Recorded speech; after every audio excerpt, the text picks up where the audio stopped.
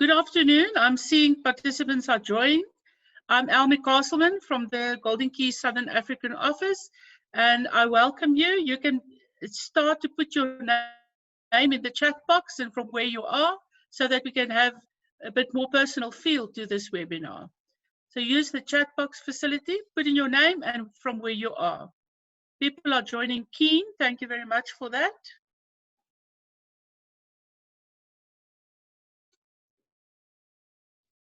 I'm going to give another minute or so. Good afternoon, Prince Chididi. Good afternoon, Logan from Somerset West. Prince from Northwest University. Darlene Kluka from Louisiana. Logan from South Africa. Jacques van Sail from Cape Town. Hello, Jacques. It's not the first one that you attend. Lauren from Cape Town. Perry Richardson from Grahamstown. Joanita from Queenstown. Hello, Joanita again. Onsima Muraru from Johannesburg. Nishuline Governor from Durban. Elise Powell from Vereniging. Zandile from Pretoria. Thank you very much, everybody. I think I'm going to start. So, good afternoon. I'm Elmi Castleman. I'm the Regional Director for Golden Key Southern Africa. And I'm very honored this afternoon to have our guest, Professor Dewald van Rensburg from the University of Northwest. I will officially introduce him now, to share reflections on the impact of COVID-19 and the higher education sector and the sector's responsiveness to this impact as the trajectory of the disaster develops nationally. We're all aware of this. Many of you may have attended Dr. Michael Sanseviero from Atlanta's webinar, and I thought it's just apt for us to have somebody from South Africa also telling us how do we actually do and what do we see as crises and some responses. So Professor Dewald van Dijk is a professor in disaster risk reduction and the founder and head of the African Center for Disaster Studies at Northwest University, Potch campus. He serves as a disaster risk management expert on the COVID-19 response team of the Northwest University. Dewald is a South African C2 NRF graded researcher. He obtained his PhD in 2005 and was promoted to professor in 2012. He has authored and co-authored more than 100 publications, which include peer-reviewed articles, books, and chapters in books, and international and national research reports. He has been project leader for local, national, as well as international disaster risk reduction projects. He has undertaken disaster risk reduction research and consultancy in numerous countries worldwide. He is the program manager for the Disaster Risk Sciences Research Group of the Unit for Environmental Services and Management. He is the founder and editor-in-chief of the accredited journal JAMBA, the Journal of Disaster Risk Studies.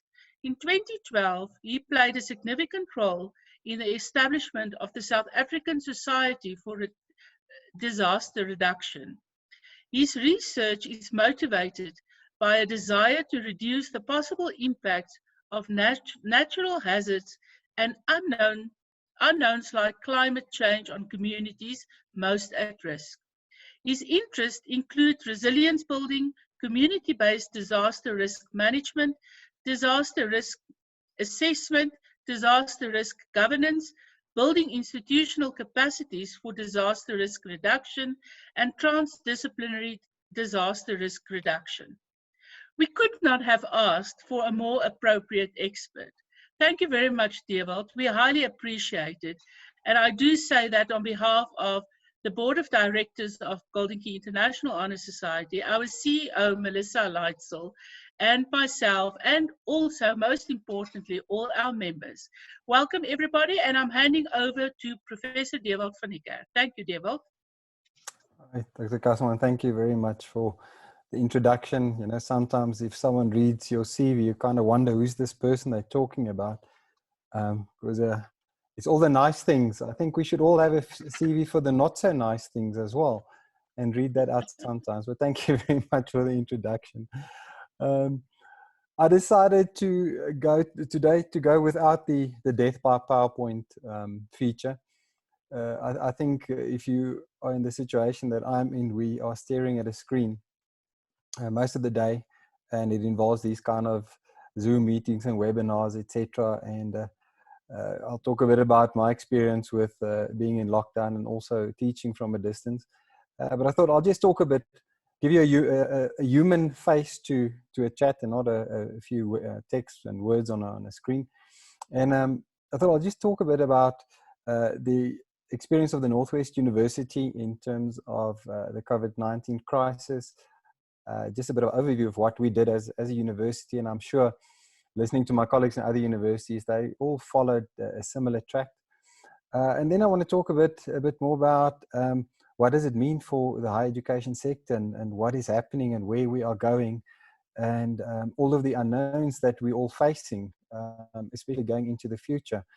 The unfortunate thing about this crisis that we're in is the fact that many people think it's going to end when we reach level 1, and it is not, but I'll come to that in a second.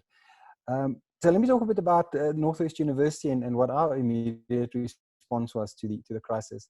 Now, I must say, our university picked up on the crisis quite early, and the COVID-19 response team was constituted by our DVC, or our Vice Chancellor actually, within the first week of May. And they quickly put together a team of a few of the executive directors and DVCs to look at what's the immediate impact, what should we be concerned about as a university. Now, I'm saying the first week of March, and if you look back, it's not so long ago. If you consider academic year, or even you consider the years that you must be studying, which is between 3, 4, 5, 6, 7, 12, if you're lucky, if you want to be on campus that long. But it's just the other day, isn't it? It's not so far ago that we were in this situation. So the university established this team, and we started asking these difficult questions, mostly related to the what ifs. What if this happened? What if that happened? What should we do? Where should we position ourselves? And I think immediately it became apparent that the university higher education sector as a whole are very ill prepared for the thing we are facing now. And it's not because of this or that. I think the easy answer to that is that many countries and many sectors were caught off guard by this pandemic. We all know, I don't need to go into the history of this, but we all know where we currently stand and what has happened. What I must say from the Northwest University side, what happened quite quickly was questions around the impact on our students and on our staff. That's always been our main concern. Those of you that study at Northwest University will know that we have got a very specific focus on ethics of care, and this is something that drove the decision-making of our top management from the start. Now, I can outright say I'm an academic. I'm not a manager of any kind in the university. I'm not a top manager. So what I say, I can speak from absolute academic freedom. I'm not trying to sugarcoat any of this. And I'm known to be quite critical of management. And I must say, I'm extremely impressed of how my university handled this situation, how they're currently handling it within these constraints. So one of our first questions was to look at moving the recess forward and basically closing the university a week and a bit before the recess period and adapting it from there. And by just considering that, it basically opened up this whole snowballing effect of questions of what about the rest of the academic year? What about the semesters? What about exams? What about the assessment periods that's coming up? And there were so many unknowns and such a lot of thinking that went into this. And then luckily, I think for the whole of the higher education sector, the government made the decision and they kind of gave us the dates and forced us into doing certain things, which resulted in the lockdown and everything that went from there. Fast forward to where we are today, within our university, we have daily meetings. That's why I'm saying I'm a bit zoomed out. I think we can call it Zoom fatigue. Every single morning, we've got a 2 to 3 hour meeting of the response team where we constantly planning and looking, and there's so many moving parts in this. And I'll get to them a bit later on as well. Now, I'm sure if you guys sitting there, this has had a severe impact on your normal day-to-day operations. I know there's students on the chat that had to close down shop. You had to get out of your residence. You had to stop your studies for a while. You had to find your feet. You had to go home. Some of you that could go home, and total uncertain time. Now, personally for me, what I've learned within this lockdown period, first of all, is that I can't jog around my house any more than what I have at this stage. So I am extremely grateful that I can between 6 and 9 in the morning, because I promise if I had to go out one more time, I think I would have had a heart. Now, what I learned is that people, and especially students, will absolutely amaze you. I've seen this through my academic.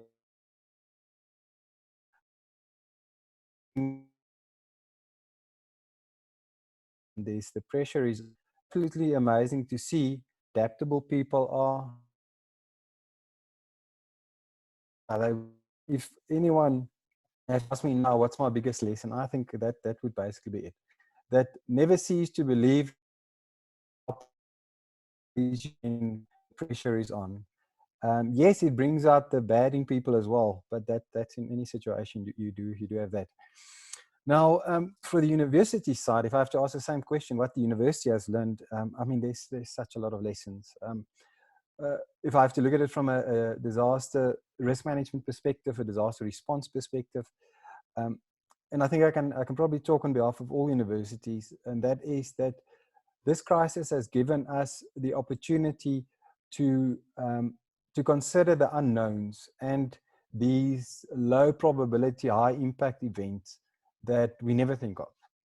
Remember, if you want to see an institution with longevity, look at universities. Most universities outlast governments.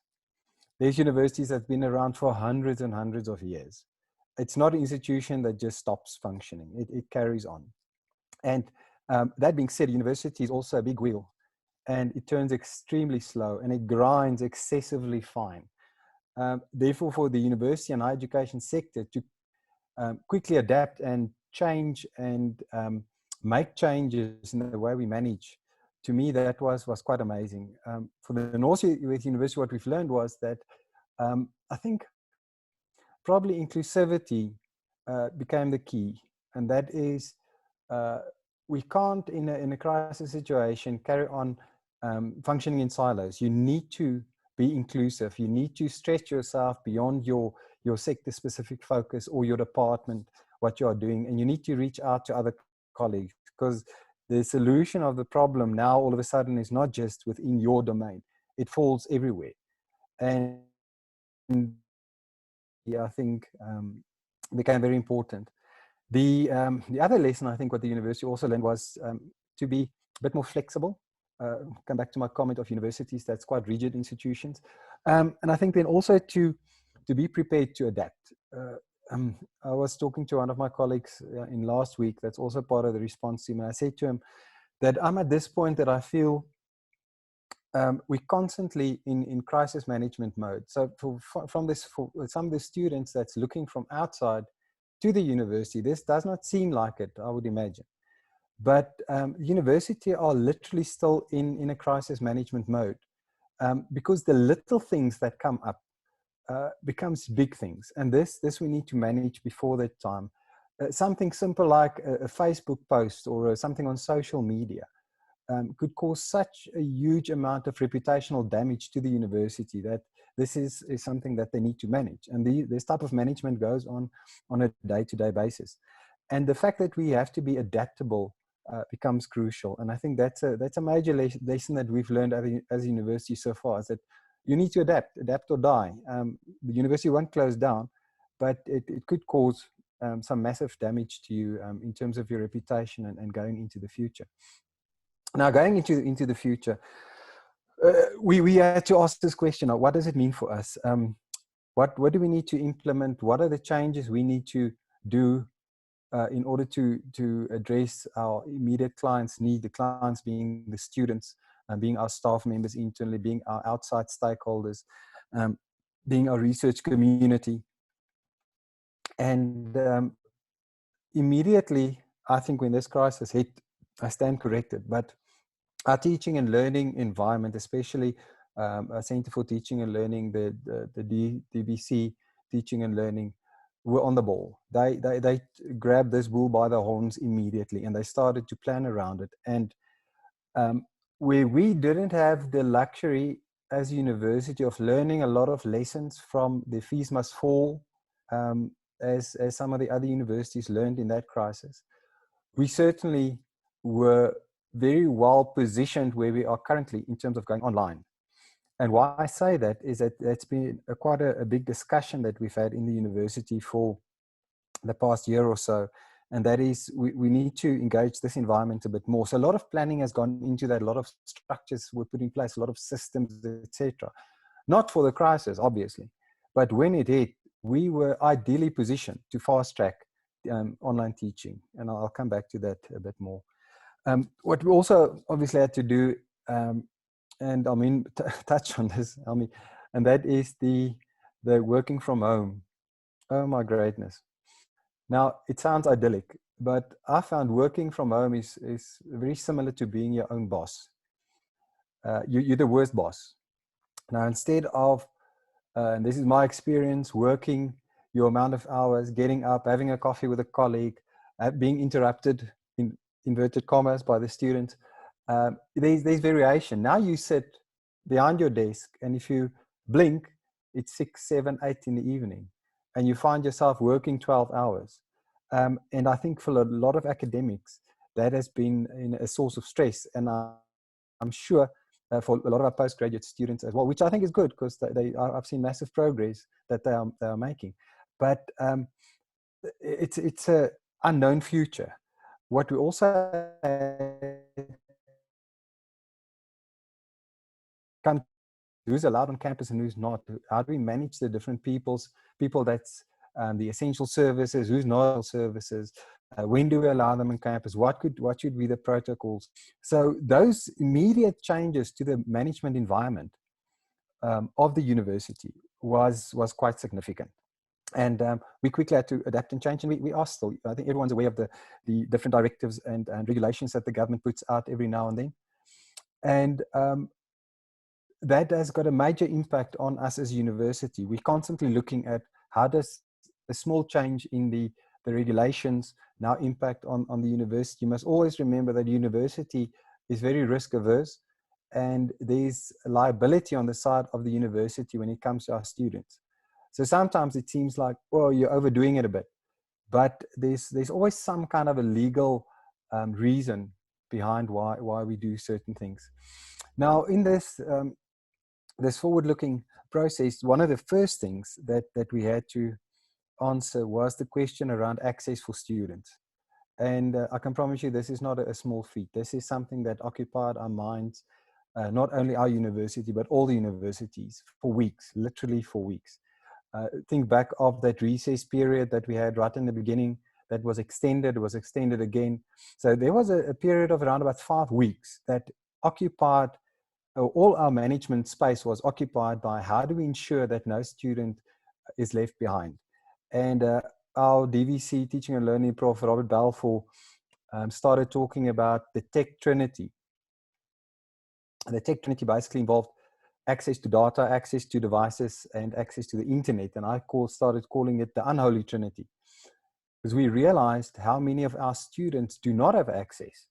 And we assumed that students have access. 90% of them log onto our learning platform. They must have access. And then we realized, you must remember, Northwest University is a 3-campus university. So students on our Mafeking campus were much less prepared to do the online mode than on the other campuses. And it was, I think it was kind of a knee-jerk moment when we realized our planning is not so grand. We need to adapt and change. And as you all know, a lot of discussions went on about zero rating of different websites, zero rating of resources. And we were successful, not only as a university, but as a sector. We kind of shifted the goalposts when it comes to access. And I think this is something good that hopefully will come out of this crisis for us, is a realization that in order for us to sustainably grow as a country, first stop is education. And a non-negotiable must be fairly free access to our resources for students, because that is the way students can, the only way that they can equitably learn within this sector. What we Dewald, also here's an did. interesting question. Oh Sorry. yes, sorry, I Um, will rattle on. Please stop me. no. This is just one that I think is applicable to answer now. How do you Mm-hmm. engage students who are differently equipped now that we talk about resources? Sure. I can only speak from Northwest University's perspective. So what we did was, when we realized that there's this major gap, we had to ask a few questions. So, okay, how do we breach the gap? Our first assumption is all of our students can fairly use a computer or some kind of a device. So let's try and get them these devices. And you must now think there's the whole education sector getting fairly to the same conclusion, and that is we need to buy laptops. So in a blink of an eye, all the laptops were bought up, and we couldn't import. There was no import into South Africa. And we had to literally scrape and get a few laptops from various service providers. And this was, the students were then prioritized through the faculties, and the laptops and data devices, etc., is, as we now speak, are being couriered to many students. Some of them have already received it. But what we also had to do is be honest about the possibility of a no-tech solution. And we did an assessment once again through all the faculties and schools, and we identified students that would need paper-based versions of the material, of their study letters, of basically everything. And the lecturers are now in the process, those that's been identified, to develop and to provide a paper-based solution for students as well. And this was quite a concern when the courier services couldn't deliver, but now it's open again, so we can get that to the students as well. And the emphasis was also on using low-tech, low-data solutions. So not to post a massive hour video of a lecture, but rather do it in chunks, do it small, 3-minute, try and cut out the video component, make it easy for students to access the resources. Also, our Centre for Teaching and Learning has done quite a lot of work in providing a support structure, either by telephone or online, to students to be able to carry on their studies. So I hope I've answered that question. Yes, I think that is very well answered, and we're also going to address that a bit later in the discussion as well. So I think you've already answered that. We also have another question here. How do we ensure that the quality of final assessments when students are writing from home, the issues surrounding cheating? That's from Prof. Machera. Yes, that's a difficult one. So from our side, what we did is we said we must consider alternatives, not to be overly focused on a final examination. As a matter of fact, we've scrapped the examinations for this first semester. And the message was, consider alternatives. Try and build up enough marks for the students through various smaller assessments. And they take on a variety of means. And then focus on achieving the outcomes of the module or the subject, and ensure that if there's any question, that we can prove that the students have achieved those outcomes. So the focus on the assessment has now changed to different types. Now, in my subjects, for instance, I did an assessment with my students, and I asked them, how would you like to be? And the general feeling was that they would prefer written essays. So I said, well, I'll use the written essay part. So I divided up into chunks, made it a bit more, but covered all the outcomes. Some other lecturers are using videos, using voice audio that students are recording. They're sending students questions over WhatsApp that they need to verbally respond to. These are obviously in smaller classes. So it is, I think it's probably a focus on changing the way we assess and still being true to the outcomes of the subject. True. Just another one before I allow you to continue. Alison Kube, Dr. Alison Kube wants to know, your comment on the government's implementation of the Disaster Management Act 57 of 2002, 9 as amended during COVID-19. Hi, Alice. I know you quite well. You're asking how the implementation thereof. Well, I think so far they've applied the law as it is. I was asked on the 5th of March to do a presentation to the National Joint Committee, which is the security cluster, on the possible handling of a pandemic. At that stage, we didn't have any confirmed cases, but we actually, the government knew about our first confirmed case on the 3rd of March, but they only made it public the 5th of March. So on that actual day, I made this presentation to them. And from the start, the question was around the use of the Disaster Management Act in managing the crisis. And I advised them on that, and I explained to them what I think a national state of disaster would be like. I think that they've listened, and they've applied the law as it stands. What I have a bit of a problem with is that, and I said this on TV a while ago as well, that there's a kind of a lack in transparency that I'm seeing. And it could be a lack of, when we wrote the Disaster Management Act, one of the major concerns was the abuse of power when there's a state of disaster, whether it's local, provincial, or national. And we had quite a lot of discussion about this. And the end of the matter was an agreement that the constitutionality of this will prevail. And this is being challenged now. So we've learned a lot, Alice. We've learned a lot. I think people are aware there's now gaps in the Act that we need to address. And it comes down to that little word regulations that the minister can decide on. So, but thanks for a very, very valid question. Yeah.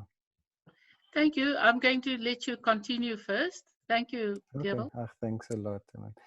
So where did I leave off? Oh, what we did with our students.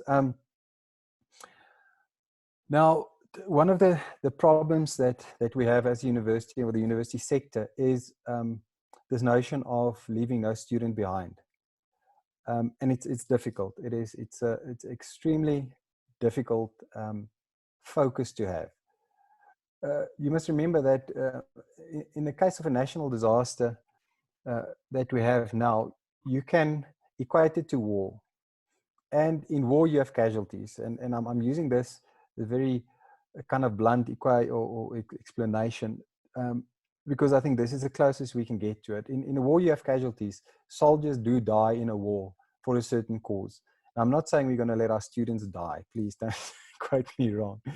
The point that I'm trying to make is that in a situation that we are in, we must make peace with the fact that all of the students will not graduate the year as they would under normal circumstances. It's an unfortunate fact. And the notion of leaving no student behind it's extremely important. It's very important for our university. And I think we've tried everything in our power that we can do. But what emotion for me is that we will still lose students.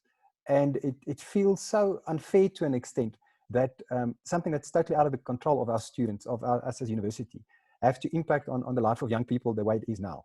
But the positive is there's also a story to be told for generations to come, and there's a lot that we learn. But first and foremost, we still and will still focus on this whole notion of leave absolutely no one behind. Try and bring everyone into the fold and allow them to complete their studies. And I think it's not only our university, all of the universities are basically trying to do that. But whether there will be a fallout rate, that is a fact. We've already seen it happening. There's a lot of students that has stopped their studies because of this. There's financial implications for many families that they just can't fund the studies. And I had a question on what would be the repeat rate. And I mean, the easy answer is everyone that fails, but I don't know at this stage. We haven't crunched the numbers yet. I think we would probably be able to know after this first semester where we stand. But I think we've made provision in our scenario planning for about 20% as a medium scenario. And once again, the unknowns, but we know there will be a knock on into next year. as I said in the beginning, the virus does not disappear when we reach level 1. This is something that's going to be with us at least until end of next year. And so we expect probably a lower intake. The schools, and how successful the schools will be to rescue the academic years will have a knock-on effect into the university system as well. So we'll have to see what happens there. But what is also true is first years coming into university next year will have a total different experience in the university system than in the past. Why this is so, our social distancing, all of our hygienic practices will continue. This means there might be a significant curbing of student activities, of sports activities, and so forth. So I think there'll be a total different experience for the new students coming in, which is very sad, because I mean, this is the best years of your young adult life, spending it at university, and you would like to get the most of it as well. But I think that's probably what we might be seeing. I think we might be seeing a different type of teaching and learning also going into the future, where people might not be so extremely focused on face-to-face contact, but using more other means. And this, I think it's a positive thing, that learning will be more accessible, not in a synchronous way. In other words, you don't need to be in class to learn, but you will have the benefit of looking at a lecture maybe, or, you know, receiving the same kind of tuition than in anyone else. I think that might probably be what we're going to see going into the future. Now, in all of this, yeah, sure. Dewald, I think that sometimes we need a crisis to change our ways and practices, and not all of it is bad. For people to look at multiple resources and not be so dependent on physical facilities can only be good. Oh, absolutely. No, I agree. And I'm absolutely for it. I'm for the working from home part as well. I think there's a lot of saving that can happen in the higher education sector if we think about it. I asked our top management this question: who's thinking about how we need to change our systems going forward? Like I said, we're all in crisis mode, so I don't think they're thinking about it, but they're not thinking about it. But I think this is a conversation that universities need to be having, saying, what do we need to change going into the future? Because it's you know, I think Churchill said, "Don't waste a good crisis." So definitely, I agree with you. There's a lot that we can learn from this and take it forward. That can only be good for future learning. I think what we've also learned, and I was also kind of guilty. I'm not so young anymore, but on the one hand, the assumption that students know everything high tech, and also the realization that you don't know everything high tech. So a lot of the older people had to quickly learn how to use these different modes, which I think is also wonderful.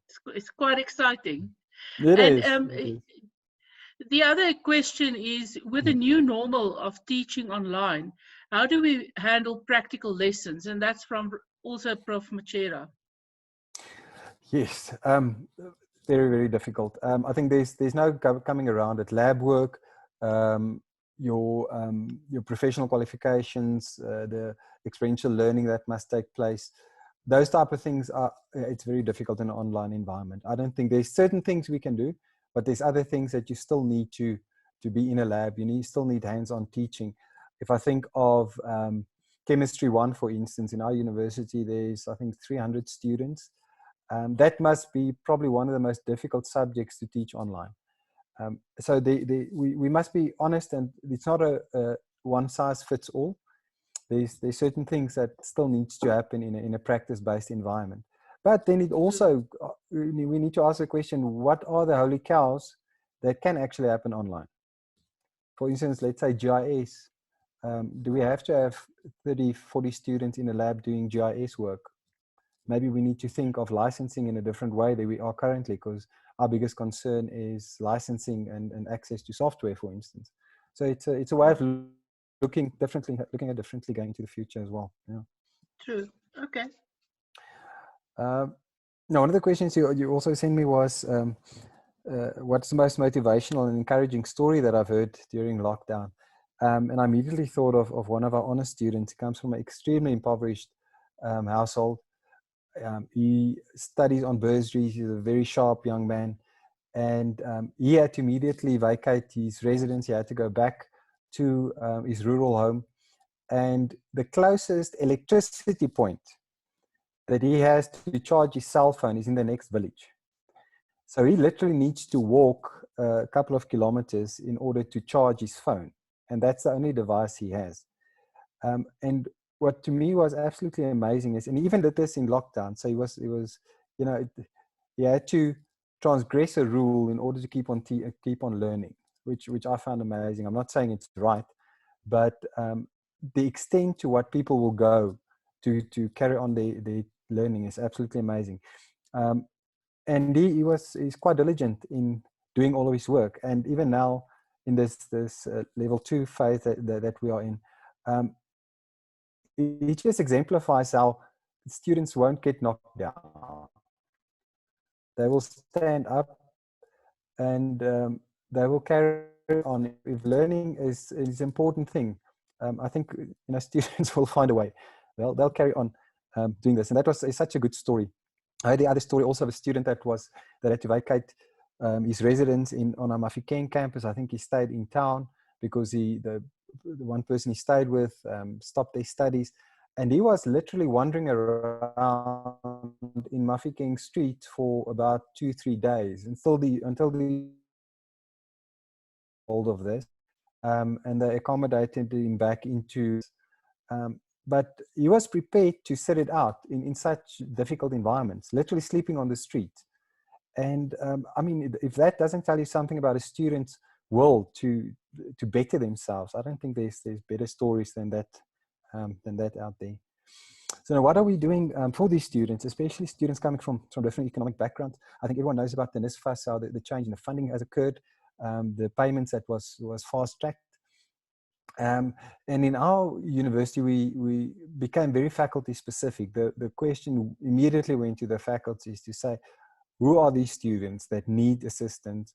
Where are they? Get the detail, find out what it is that we need from them, what they need from us, and let's try and supply it. And we also ask the question, not only how they learn, but where they learn, when do they learn, etc. And this is a strategy that we immediately try to implement, specifically focusing on students coming from these varied backgrounds. And I think so far, yes, we've dropped the ball a few times, but so far so good. I think we're making good progress as a higher education sector in this.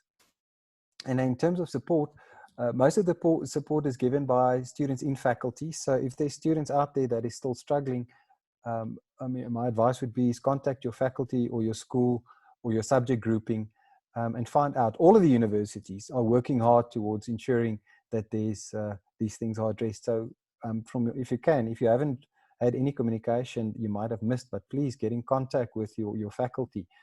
There's people ready to help. Another thing that I think is very important and close to my heart is psychosocial support for students. I've experienced myself working from home. There's a level of anxiety and stress that comes in, and you need a let out for that. So from our university, they've run a few webinars, which is now obviously online, but in order to assist students, just to find an outlet and understand how to manage anxiety and stress in this time. So if that is you, there's no sin in it. There's no sin in being stressed and feeling anxious about the future, but do try and just get some help. It's out there. You can find a lot of it through your university as well. And I think I think our time is now running out, so I think I need to conclude just to look a bit at what our university has been doing in terms of the direct involvement in the COVID-19 crisis. And I did a bit of digging and I came up with quite a lot of things that's happening, and I'll highlight a few.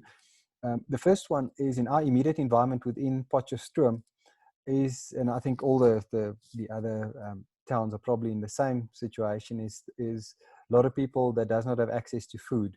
Now, within our Faculty of Engineering, they created a component of the university that is basically providing, it's almost like a porridge type of meal, but it's a very balanced nutritional meal for R1 per meal if you have to manufacture it.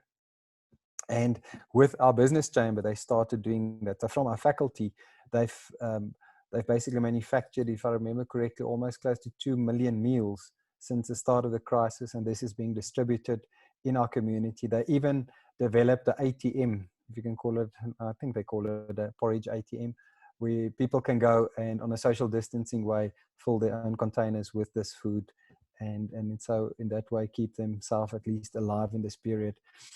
Engineering faculty is also quite busy in manufacturing and printing 3D face masks, or the shields. With one of our community projects are manufacturing masks. She has also engaged with and supported schools in giving them masks and manufacturing masks for once the school kids goes back. And I think one of the most significant things that we are doing is manufacturing ventilators. I think we did, I stand corrected, but I think we're close to 800 ventilators that we've so far manufactured, which is a low cost kind of a World War I ventilator, but it's still very effective. And then for immediate COVID, working on the virus, on the coronavirus, our pharmacy, faculty of health sciences are working on quicker, to develop a test that can quicker identify COVID-19. And they're also busy with analyzing tests for the Northwest Province, as I understand. So from a university side, I think it's our social duty to become involved. And I know not only us, but a lot of the other universities are directly involved. Personally, I was part of the modeling consortium that looked at the models. I think you probably all saw them. They were made public day before yesterday. Working on modeling and looking at what does the trends look like. And let's be honest, the trends does not look good at this stage. We expect between 40 and 50,000 people to still die. And I hope we're wrong. I hope that can come down, obviously. But that is, so in a nutshell, that's what we as a university has been doing. So I have another comment from Alice Nkube, Doctor. Prof, we were so looking forward to the SUSTER conference in Malawi later in this year. Any plans for the conference in case the situation remains volatile? Well, first of all, I don't think a conference will take place, to be blunt about it, but I'll hand over to you to respond. No, we unfortunately had to postpone that.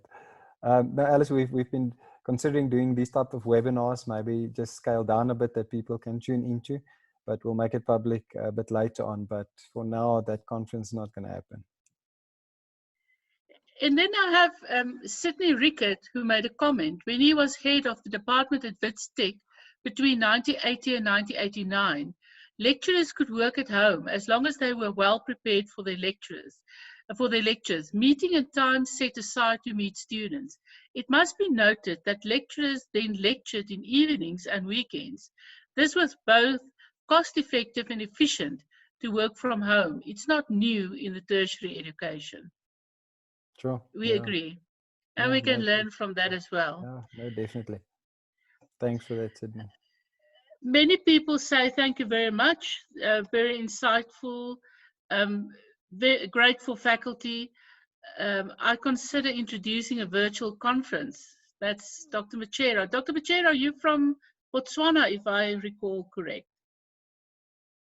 Am I correct? Just type quickly for me.